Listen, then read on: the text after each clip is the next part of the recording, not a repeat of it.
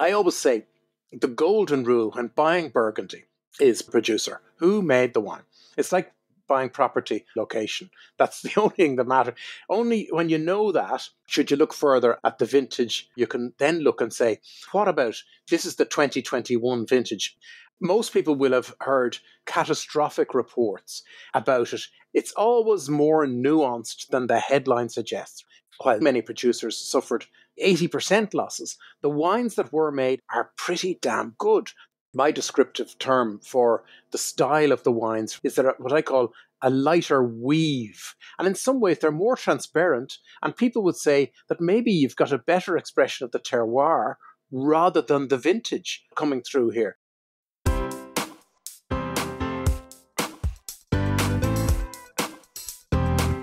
Do you have a thirst to learn about wine? Do you love stories about wonderfully obsessive people, hauntingly beautiful places, and amusingly awkward social situations?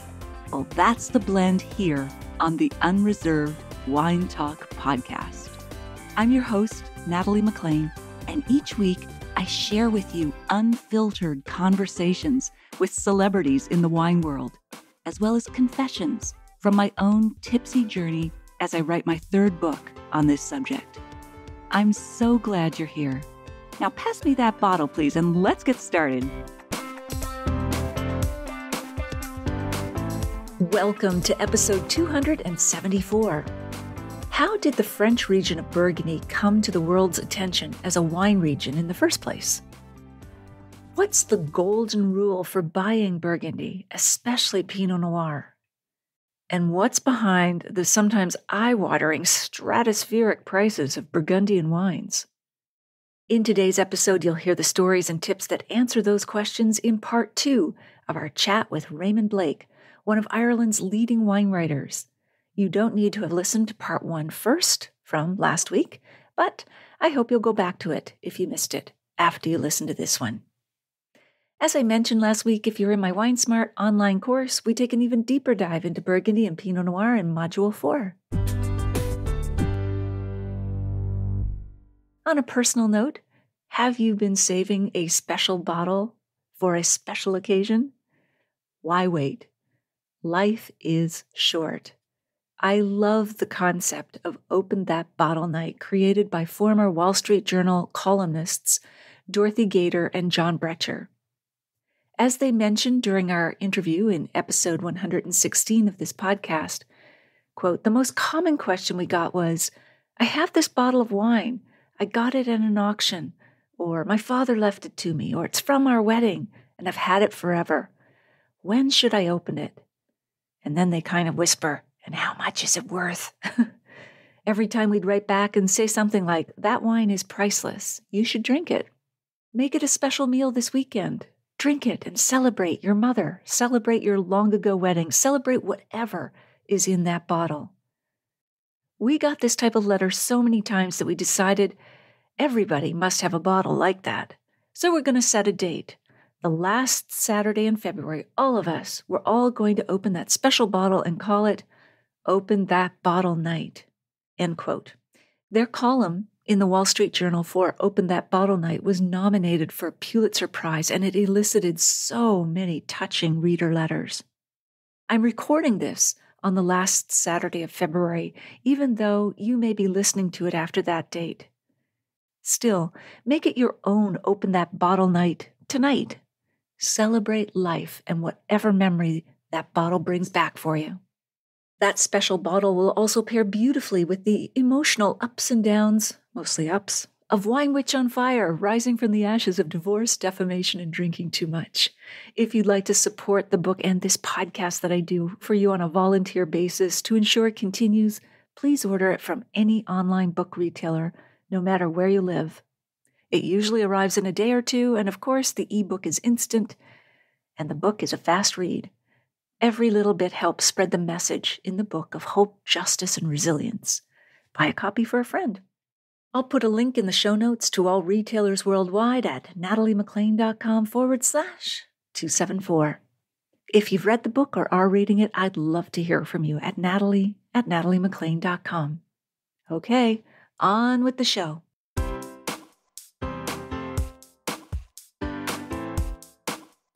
Maybe take us through Burgundy. There's two famous slopes, the Côte de Nuits and the Côte de Beaune. Like, what do we see as we walk through or drive through Burgundy? What is it like visually?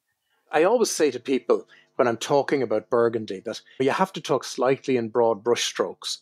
But as soon as I say something to people, when I'm doing the tours or I'm leading groups, I always say there will be an exception to everything I tell you. But if I tell you every exception, I'll never tell you anything. So I have to talk in broad brushstrokes with regard to the Côte de Nuits, which is to the north, Côte de Beaune to the south, and they make up the Côte d'Or, the Golden Slope. Golden Slope is what people normally say it means, but people also suggest that the OR of D apostrophe OR is referring to the Orient, meaning the east-facing slope. So it's facing the Orient. I'm not sure which the derivation is correct. But to the north, you have the Côte de Nuits, which is simpler in the sense that it's a more linear line of villages that follow. So you go south of Dijon, the city of Dijon, and the first Grand Cru that you come to are in Gevrey-Chambertin, and then you move on down Moray-Saint-Denis, Chambon-Musigny, and so on forth down to Nuits-Saint-Georges, and then you cross over into the Côte de Beaune. The Côte de Nuits is principally the great red wines come from the Côte de Nuits, the great white wines come from the Côte de Beaune, but again, that's a generalization. And the one thing you notice as you move south then is it spreads out more, it sprawls more. The Côte de Beaune is less linear, and it has the villages, the Hamar, Valnay, Meursault, and so on. But there's like an inner line, what I call an inner line of villages like Saint-Romain, Saint-Aubin, Montély, Auxey-Durès, and so on. So it's more sprawling out. I would say most people would agree that the Côte de Nuits is more patrician, in the sense that's where Domaine de la Romanée-Conti is. That's where Chambertin, Musigny, all these incredible, Richebourg, these incredible names are up there. But the Côte de Beaune answers with all the Montrachet ones, the Corton-Charlemagne, and so forth. I think you were saying if you were walking along, I love walking the vineyards, by the way. It's absolutely fabulous. There's more maybe to see in the Côte de Beaune, in the sense you've got the great big hill, you've got the hill of Corton, and so on like that. And as you get to the end of it, it begins to break up around Fontenay and Morange and crops of rock. I said it's a bit like a wave coming into shore. It breaks, it tumbles. The landscape and the geography, geology becomes much more fractured, whereas it's much more regular in the Côte de Nuits. But you did mention about walking the vineyards, and that's the one thing I say to people. Walk the vineyards. If you get the chance, put your feet on the ground. And that's when I'll never forget the first time I saw the name Gevrey-Chambertin as the name of a village. Up until then, I'd never seen it anywhere except on the label of a bottle. And then you say it's a real place. There's a village hall and there's a boulangerie and a war memorial. There's always a war memorial. What might have been a very foggy understanding up until then, it really does begin to resolve into a much clearer understanding. And that's, I talked about the complication earlier, that's the one way around it. Go visit. That's the one advice I'd always give people. Yeah, and make the place a part of you, especially not just walking along, but of course, tasting the wine. I think you start to develop an internal geography through your senses that is more deeply implanted than, as you say, just seeing the name on a wine label. That's all abstract. Yeah, it takes it out of the realm of the abstract. Exactly. Yeah. Yeah, that's how we learn. Full sensory, let's touch it, let's feel it, let's smell it, let's walk it. Absolutely. And how did this region come to the world's attention in the first place? How did it emerge and make a splash on the scene? Very good. There has been wine made in the Côte d'Or for about 2,000 years. But within the confines of this talk, let's skip 1,000 years forward to when the monk, the Benedictines and the Cistercians, Benedictines first at the Abbey of Cluny and then the Cistercians at the Abbey of Citeaux, they put their stamp on. I wrote once that Burgundy was made for them and they were made for Burgundy. It was a hand-in-glove fit. There was this complex geology there and they studied it carefully. It's said that they got down, they tasted the soil. That's probably apocryphal. But they began to categorize things and work out this slope was favored over that slope. This grape does better there and so forth. And one of the reasons that they were able to make this so useful was because they could read and write and they could keep records. And they built up what we would now call a database. So they were able to go back and say, 10 years ago, what did we do there when we had this sort of weather and so on and so forth. So gradually they worked out what was what. And then typically they would build a wall around a vineyard that they said everything from within there has a certain character. So we'll mark it with a wall. And this, if you think about it, so many of these places are called Clos, C-L-O-S, Clos de Vougeot, Clos Saint-Denis. And of course, if you think about it, the English word, enclosed, you've got clos in the middle of enclosed. Think about that and you'll realize what they mean by that. And typically then they might even put a pathway where they noticed a difference from one side to the other. Why not build a path along it to mark that difference? So gradually they built up this picture of the place. Then also it's worth remembering that Burgundy, geographically, Burgundy lay, and indeed lies, on a major trading route that went north-south from the Mediterranean all the way on up to the Low Countries and on up into the Scandinavia, into the Baltic countries. So that allowed word to spread. Burgundy was a wealthy, during the time of the Dukes of Burgundy, it was a very wealthy region through trade and so forth. You can still see it in the Hospice de Beaune, the magnificent building of the Hospice de Beaune, which is one of France's most visited historic monuments. So that's the sort of thing that put on the map. And the quality of the wine. There's no doubt that they were making lovely wine, and the word got out about it, and the word is still there. And then Napoleon complicated things with his Napoleonic code and broke up everything, didn't he? As opposed to Bordeaux, where that didn't happen. Primogenitor, first son inherits everything. Big, large estate. The complication is unbelievable, to be honest with you, in terms of inheritance, where, let's say, you have two small domains. There's 3 children in one domain and 2 children in the other. And of course, it divides equally between them all. But of course, if there's another force working the other way as well, is that the son in this domain might marry the daughter from this domain, and that creates a new domain. So this is the constant, but it keeps fragmenting. I said, yeah, it is fragmenting, but it's also coalescing at the same time. That's a rather simplified version of what's going on, because typically as well, what's happened is in more prestigious domains, they'll have set up a company where the various family members own shares in the company rather than own the specific vineyard land itself. And hence they typically would perhaps try to buy back shareholdings from distant cousins and so forth. But that can make things very difficult, because you have, maybe there's a cousin out in New Zealand who's never even been to Burgundy, but they have rights. All they want every year is a good dividend, not too worried about the quality of the wine. And that can create all sorts of pressures on the people who are actually in charge. So it goes on. And then within families, you've got stuff divided. And then you might think that the titular owner of a domain, but perhaps sitting behind him are 3 siblings. And they're maybe calling the shots as well and saying what should be done and all the rest of it like that. Yeah, very complicated. But yes, as you say, the Napoleonic Code of Inheritance has, I was going to say a lot to answer, it has something to answer for. Because, as I said, it can bring things together as well when you get marriages happening. Sure. And you've mentioned Domaine Romanée-Conti, which is perhaps the most famous Burgundian wine, or the one most people have heard of, DRC, as the cool kids would say. Approximately how much does its priciest bottle go for on release these days? Oh, gosh. It's a good question. It's very hard to say. I think the release price is maybe around $1,000 a bottle. I'm just not sure, to be honest. It'll be interesting to see what happens now when they'll do the tasting of the 21 vintage now in February. Now, the 21 vintage is tiny, but there is a bit of a price correction happening at the very high end at the moment now in the secondary market. Prices have stalled and they're coming down this year. And why would that be? I would think the world's demand would still be increasing with new markets coming online, seeking those finer wines, whether it's in India or China or Brazil or wherever. Yeah, I don't understand the whole economics of it, but the one thing I'd say is, like, it had gone so high. Could it have gone any higher? And what goes up must come down as well. Like, say, a 1990 Romanée-Conti, I think the last traded price was maybe 25,000, 30,000 a bottle, something like that. But there's another producer, he's dead now many years, Henri Jaillet. Now, Jaillet, like, his wines sell for unimaginable prices. And yet 25 years ago, I could buy his wines for about £60 a bottle. Now, £60 a bottle then was quite a bit of money. But as I say in my book, Wine Talk, all I had to do was exercise my credit card, give it a bit of a punishing workout to buy a few bottles. Nowadays, and I'm not joking, I'd have to sell the house because it's now 20,000, 25,000 a bottle. So it's just, I'm delighted to be able to say I drank those wines. And people ask me then, why are they so expensive? I always talk like a three-legged stool. I think it's like a perfect storm. Number one, in recent years in Burgundy, quality has never really been better. Number two, for many years in Burgundy there recently, quantity was affected by the weather, but not quality.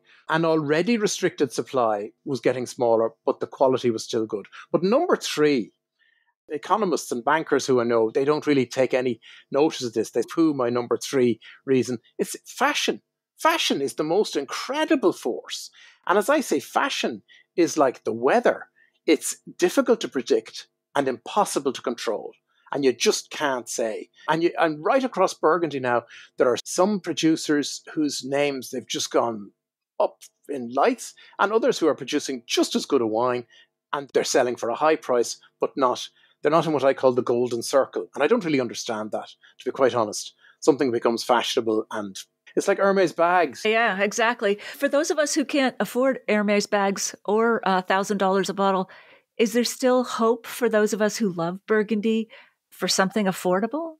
Yeah, there are two answers really to that. Number one, if you go outside the Côte door, straight away, you'll come across Côte Chalonnaise particularly. You'll see really very nice wine at a much more affordable price. And those wines have improved enormously in recent years because there's a reason for them to improve. There's a demand coming in for them now, so they can take greater care with them. There was one, Aubert de Villaine, the co-owner of Romanée Conti, and his wife, Pamela, who's from California. As soon as he became involved in DRC and they got married, they set up their own domain as well in the Côte Chalonnaise, and it's called Domaine de Villaine. It's now run by their nephew, Pierre. And I did a tasting with him there a little while back. And I came home and said to my wife, we must buy some of these wines because if they were from the Côte d'Or rather than the Côte Chalonnaise, they would be twice the price. But they're just as good. We want to get back there and do that. The other thing, and the two wines I have to taste here would be examples of this, and that's one of the reasons I chose them, is that at the lower level, at the most basic entry level, that's where the greatest increase in quality has come. The peaks of achievement aren't much higher than they ever were, but the troughs are much shallower. And that's where the value is to be found as well. So if you get the most basic entry-level wine from a really prestigious producer, you're going to get some serious stuff. Because I also think as well, they take great pride in making these wines because I think they would say to you, look, if I can't make a good Grand Cru wine, I shouldn't be in this game. But it takes much more effort to do a basic Bourgogne. Or, of course, another thing you asked me earlier about was big changes. One of the big changes you're seeing now is the rise of the Aligoté grape. It's incredible. You're seeing wonderful quality made by all sorts of people. So the entry-level wines are better than ever. And they'd be where I'd be directing people. And that's your way in. Then you say, oh, I like this style here, or I don't like that style there, so I'll follow this producer and move on up. Yeah, you can go up the ladder of their different levels of quality if you find it. Speaking of wines that you have there to taste, would love for you to tell us about them. Maybe start with the first one you want to show us and let us know how it tastes. Of course, I've also sent you photos of that, so maybe you can put them up. Yep. I will. I'll put them in the show notes. Yeah, for sure. Okay, that's fine. So that people will be able to look at them carefully. So this is a Bourgogne Blanc from Jean-Marc Vincent, who's a neighbour of ours. His house is 200 metres from our house. So as I always tell people, I collect wine from him. We buy a few cases from him every year and we bring it home in a wheelbarrow. Literally, carry it home in a wheelbarrow. I think I might have sent you that photograph, Natalie. Yeah, it gives new meaning to going over to the neighbours and asking for a cup of sugar. So we've got his Bourgogne Blanc. And I'm using a Zalto Universal glass. I think he makes a delicious Bourgogne. I love all his wines, by the way. I think his whites are excellent and his reds are very good. And his daughter is about to join him as well in the thing. But let's have a little taste. Sure. Yeah. And tell us what you get from that. Now, I chose the two wines here, a red and a white, for various reasons. I always say the golden rule when buying Burgundy is producer. Who made the wine? It's like buying property location. That's the only thing that matters. Only when you know that should you look further at the vintage and the vineyard. The two producers I've chosen here, Jean-Marc Vincent and Jean-Claude Ramadé, I have the highest regard for. I think they're excellent. And therefore, you can then look and say, what about, this is the 2021 vintage in both cases, for both my wines here this evening, the 2021 vintage, a really challenging vintage in Burgundy. Most people will have heard catastrophic reports about it. And while they're true, I don't want them to completely obliterate the picture. It's always more nuanced than the headline suggests. Remember that. Any bit of news is more nuanced than the headline suggests. And the key thing here is, while many producers suffered catastrophic losses, maybe 80% losses, the wines that were made in the end are pretty damn good. They're not great, but they're far better than people expected. Not only that, people are saying they're a bit like a throwback to a lovely vintage from the 1980s, when my descriptive term for the style of the wines from 2021 in general is that what I call a lighter weave. The fabric isn't as densely, there's not as many stitches to the square inch, you might say. They're a lighter weave, and in some ways they're more transparent, and people would say that maybe you've got a better expression of the terroir rather than the vintage coming through here. So both are from 21, both very challenging. Let's, as I say, we'll try this again. Delicious, clear, juicy fruit, a lovely, pure citric acidity coming through there. Not rich. That's the key thing that 21 doesn't have. It doesn't have a lot of, I'd call, ballast in the flavour. But you'll notice as well, I'm chatting away here. I can barely talk now because there's so much saliva running in my mouth. There's delicious acidity there coming through, which gives me great hope for the future, that the wine is going to age. Now, some people, if people have got used to the richer styles in the last, say, let's say 5-10 years, from the warm vintages that we've had, where the wines are more opulent and succulent and that sort of thing, these will come as a little bit of a wake-up call to the palate, I think, in the sense that it's a little bit more, as I always say, I see wine on a spectrum between comforting at one end and challenging at the other. Now, these wines have moved towards the challenging end of the spectrum rather than towards the comforting end of the spectrum, if that makes any sense at all. I hope it does. It does, yeah. With this wine, I wouldn't be pairing it with, say, richly sauced fish or turbot or something like that, but certainly with seafood, with chicken. It'd be lovely with chicken as well, but not too dominant flavours. It doesn't have huge amount of depth there, but it's absolutely delicious. Oh, it sounds great. And you said that some winemakers did experience catastrophic loss. Was that because of, was it cold, like they weren't ripening? Yeah, through the season, the weather was terrible. So it's not a good vintage. Lots of rain and at the wrong times. There was frost, there was rain. We were there in August. And like my wife was saying, Jesus, could we turn on the central heating? And normally it'd be 35 degrees centigrade. And it was like an Irish summer. That's the only way I could describe it. It was like an Irish summer. It was cloudy and grey and chilly. It was an aberration, really, and made it hugely challenging. I was there just last week. I was there with Francois Carillon in Pouligny. He lost about 80%. And as a consequence, one of the things he did was he went and bought Chardonnay grapes from the south of France just to make a wine, just to make a basic Chardonnay wine. And the interesting is, he's continued to make it. He still makes it now, even though he has got good quantities from 22 and 23. This is now one of his signature wines. And it's just what they call a Vin de France. It's not a Burgundy or anything like that. It's a lovely wine. Really nice wine. That was something good that came out of the... That's true. Diversify a little bit and maybe make something more affordable as well. And what is the second wine that you have there? The second wine, I have a red wine from Jean-Claude Ramonet. So it's a Bourgogne Rouge, again, 21 vintage. Now, Jean-Claude Ramonet is far better known for his white wines. But this is a red Chassagne as well. Or it's not Chassagne, it's Bourgogne Rouge. But he makes red Chassagne Montrachet. And everyone assumes that Chassagne is white because of the Montrachet name in it. But he's one of the great exponents of the red. Now, as I say, he makes great white wines as well. A great guy. And the connection between the two of them is that I was at a tasting in Jean-Claude's cellar. There was 10 people there or something, all French, and they were speaking at 1,000 miles an hour. It was really difficult to try and keep track. And this man, who I'd never met before, he came across and he said to me, "Can you understand what's being said here?" And I said, "I'm struggling now." And he said, "I'll translate for you."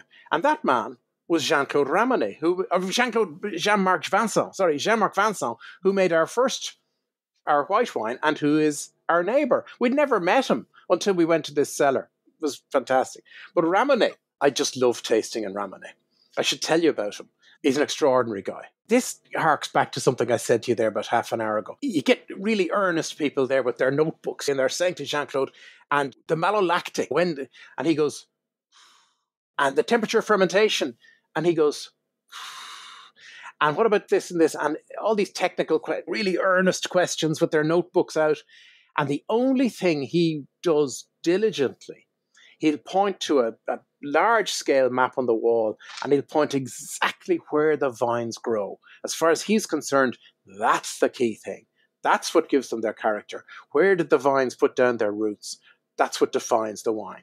And that's what he takes really seriously. And otherwise he's there and, I'm not interested, whatever. But anyway, his red wines, I think, are superb. You take a sniff of this, and it just says, drink me. It's just got this immediate attraction. It's just incredible. What aromas would you get for those who are trying to envision, or whatever would be the corollary for smell? I think of red cherries, not dark cherries, red fruits. But with this wine, I always think it's as if you've taken a bunch of grapes and you've just squeezed it, and you're literally it seems to have been transformed into wine while still carrying all its character. It's light again in structure, delicious acidity, delicious red fruits, ripe red fruits, with just a little whisper of something more complex, a little bit of spice, a little bit of that sort of thing coming in, which if you kept it for 10 years would probably become more pronounced. And I have drunk Ramonet's red wines at 40 years of age, at 50 years. And I was a great believer. I was a total nerd with regard to the Apollo moon landings and all this. And on the 40th anniversary of Neil Armstrong stepping on the moon in 1969, the 21st of July, I think it was, on the exact 40th anniversary, I opened a 1969 Ramonet Rouge, and I saluted the moon from our garden in Burgundy and drank it down. It was absolutely magnificent, almost ageless, beautiful, pure, lacy character, not heavy or rich, but this beautiful intensity. I often say about these wines, when they're right, it's like a ballet dancer and not a weightlifter. A weightlifter is obviously strong. A ballet dancer is not obviously strong. But beneath that lithe exterior, they're extraordinarily strong. But it's well hidden amongst grace. There's grace and elegance and that sort of thing. And that's what you tend to get in his wines as well, yeah. Lovely, lovely. Very poetic. I love it. Wow, you keep sipping on those wines, of course. Raymond, you're heading into your weekend here. But let's get to the lightning round, because I wanted to ask you a few questions that are here, because I know you've got some props nearby. So what is maybe something you believe about wine with which a lot of people might strongly disagree? They always raise an eyebrow when I tell them, look, I usually drink a bottle of wine over 3 evenings. They say, that's not right, surely. I said, look, we've become too prissy about wine, but we've got to just take it more casually. And when I see the way people drink wine in France or Italy or Spain, it's not a sacred item that they put up on a pedestal. And the one thing I say to people is, and I do this all the time, I open a bottle of wine and I drink a glass or two or whatever it might be, and I put it in the fridge. Red or white, I put it in the fridge. If it's red, I take it out maybe 2 hours before I want it the next day. And it's frequently better the next day. And sometimes I then just decide, let's see how long it'll go, because I want to find out how long this will go before I notice deterioration. And it's usually after 3 to 4 days that there's noticeable deterioration. But after 24 hours, there's frequently a noticeable improvement. Because if you think about it, most of the wine we buy today now is very young. It's almost just the recent vintage or the next to most recent vintage. So that's something that does raise eyebrows, I must say, it really does.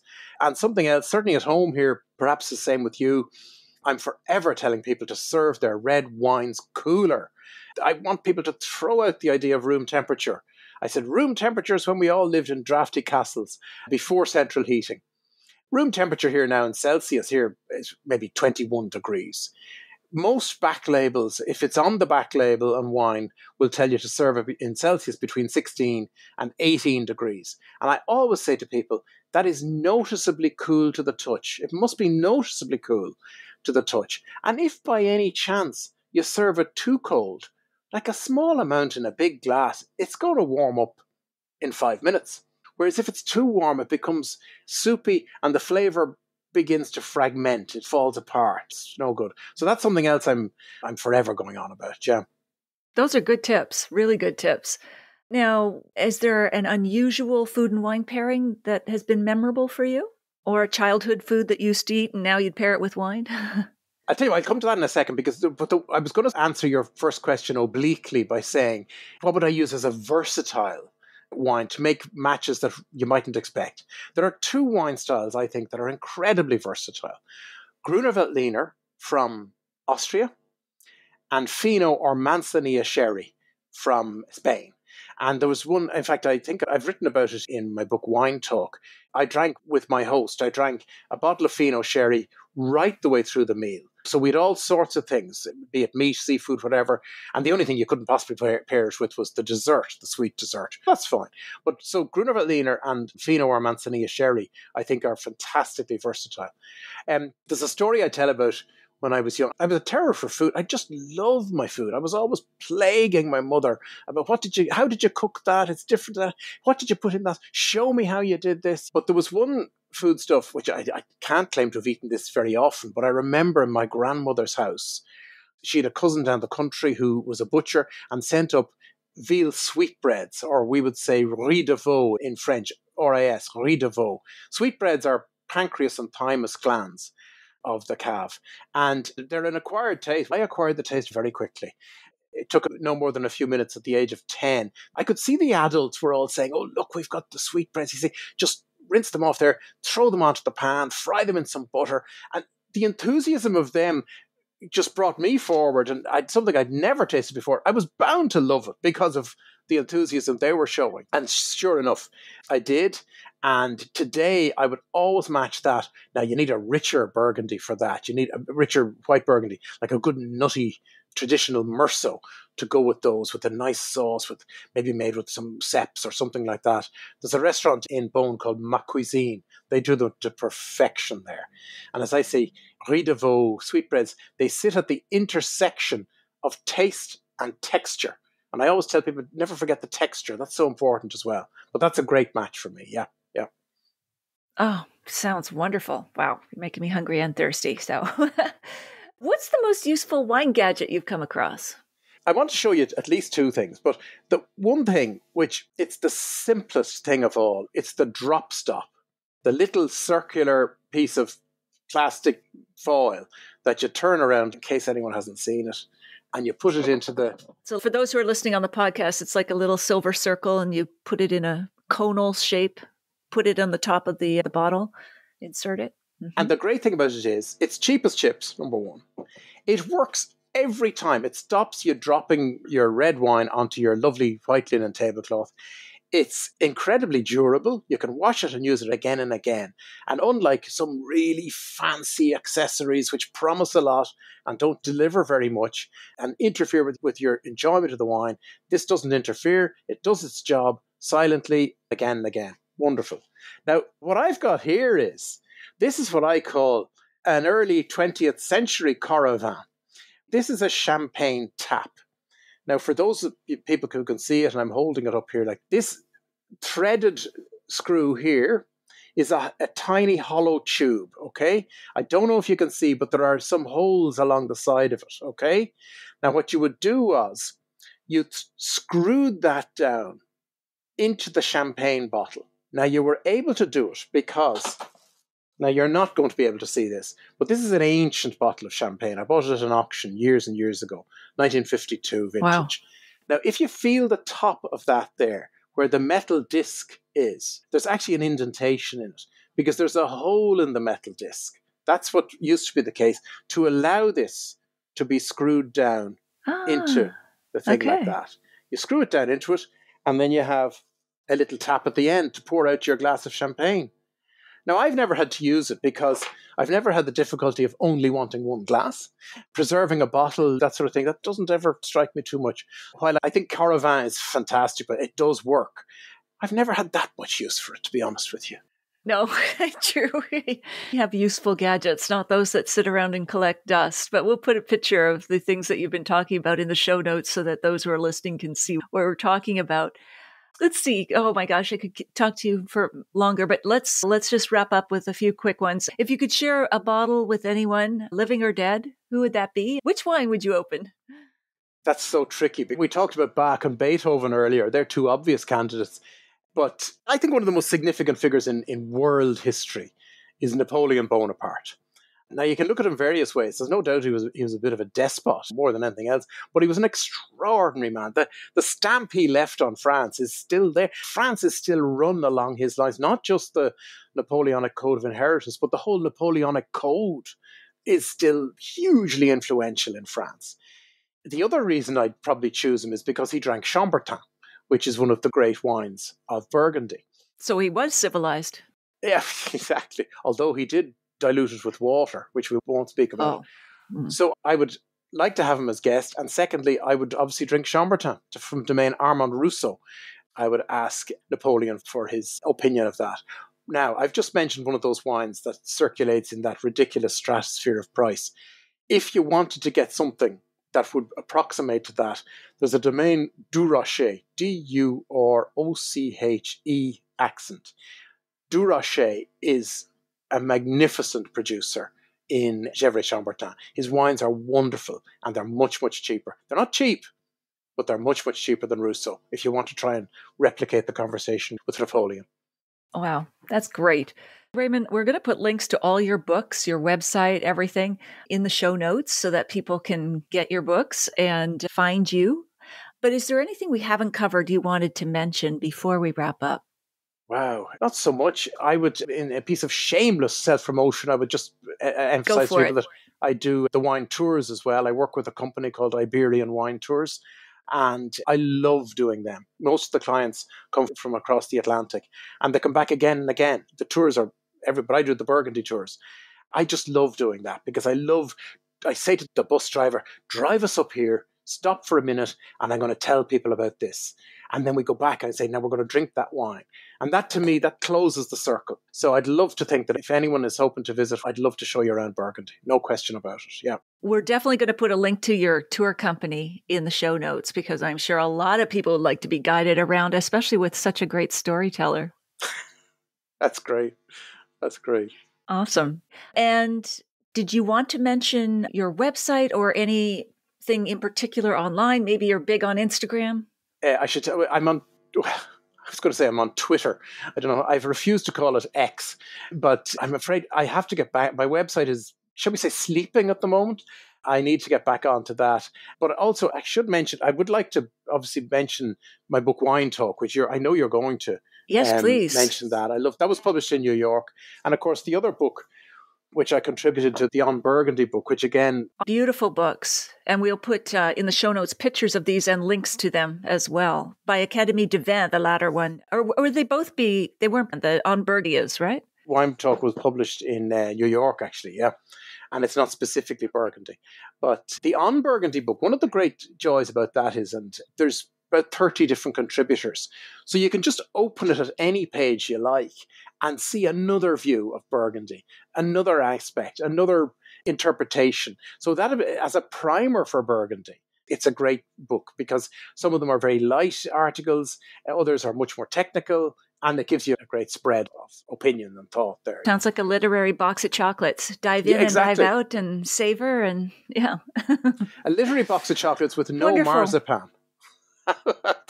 Oh, okay, great. That's always a bonus.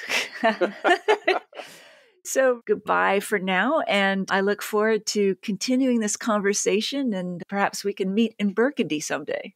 Yes, definitely. All right. Cheers, Raymond. See ya.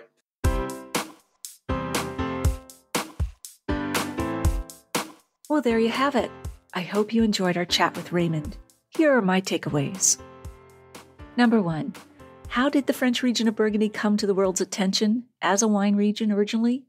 Well, number 1 was the influence of the Benedictine and Cistercian monks in developing the winemaking techniques and in categorizing the vineyards in Burgundy. 2, as Raymond mentioned, geography as a trade route. And 3, the high quality of the wine. The word spread about these wines. Number 2, what's the golden rule for buying Burgundy, especially Pinot Noir? Well, start with the producer who made the wine. It's like buying property where location is the only thing that matters, or at least matters most, as they say. Location, location, location. And number 3, what's behind the sometimes eye-watering, stratospheric prices of Burgundian wines? Well, fashion and market trends and the rise and fall of secondary markets like wine auctions and others. In the show notes, you'll find the full transcript of my conversation with Raymond, links to his website and books, and the video versions of these conversations on Facebook and YouTube Live, and where you can order my book online now, no matter where you live. You can also find a link to take a free online wine and food pairing class with me called the 5 Wine and Food Pairing Mistakes That Can Ruin Your Dinner and How to Fix Them Forever at nataliemaclean.com/class. All of these links are in the show notes at nataliemaclean.com/274. Email me if you have a sip tip question or if you've read my book or are in the process of reading it at natalie@nataliemaclean.com. If you have any suggestions on how to improve this podcast or guests I should interview, please let me know. I'd love to hear from you. If you missed episode 116, go back and take a listen. I chat about Open That Bottle Night with the former Wall Street Journal columnists Dorothy Gator and John Brecher. I'll share a short clip with you now to whet your appetite. The most common question that we got was, I have this one bottle of wine. I got it at auction. My father left it to me. It's from our wedding. I've had it forever. When should I open it? And then they kind of whisper, and how much is it worth? It's like the Antiques Roadshow, like, is it worth anything? Every time we'd write back and we'd say, you know something, that wine is priceless. You should drink it. Make a special meal this weekend. Drink it and celebrate your mother, celebrate your long ago wedding, celebrate whatever is in that bottle. We got this letter so many times that we decided everybody must have a bottle like that. So we're going to set a date. Last Saturday in February, all of us together, and we're going to open that bottle. We called it Open That Bottle Night.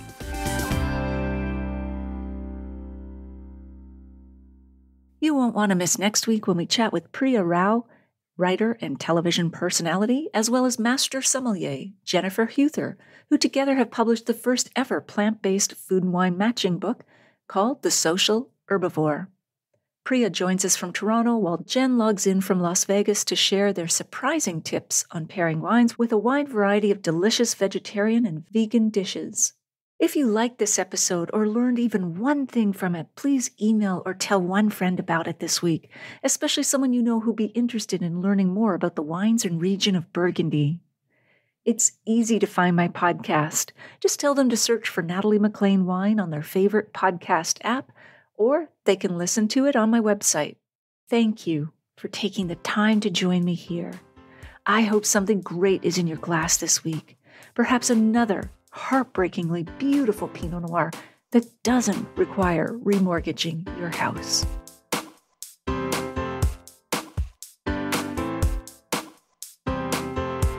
You don't want to miss one juicy episode of this podcast, especially the secret, full-bodied bonus episodes that I don't announce on social media.